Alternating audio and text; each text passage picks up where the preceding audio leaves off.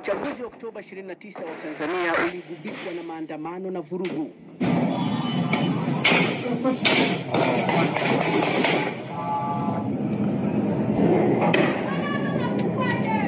Mtandao ulipozimwa na amri ya kutotoka nje usiku ilipotangazwa, vitendo vya kutisha vikafanyika.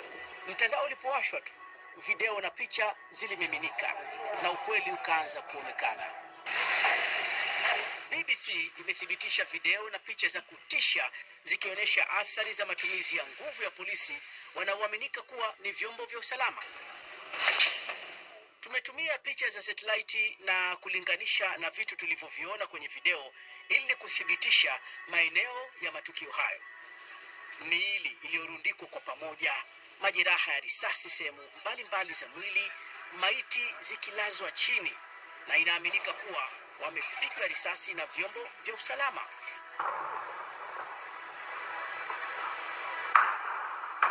Nimepitia na kutazama mamia ya video hizi ambapo waathiriwa wengi ni vijana wadogo. Video hii tumeithibitisha ni ya kikosi cha ulinzi, ingawa hakijatambulika ni kina nani, lakini wanaonekana na silaha nzito. Hapo ni Magomeni, Morocco, hoteli moja jijini Dar es Salaam, na hapo ni eneo hili kwenye picha za satellite. Lakini hapa ni siku ya tukio.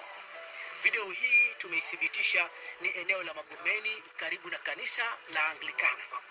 Miili ya watu inaonekana ikiwa barabarani. Sasa tumethibitisha video hii nyingine ni ya miili ya vijana wengi kwa pamoja. Hapa ni Mwanza, eneo la hospitali kuu ya mkoa wa Sekoi Taure. Tazama eneo hili kabla ya tukio, alafu tazama mfanano wa maeneo haya.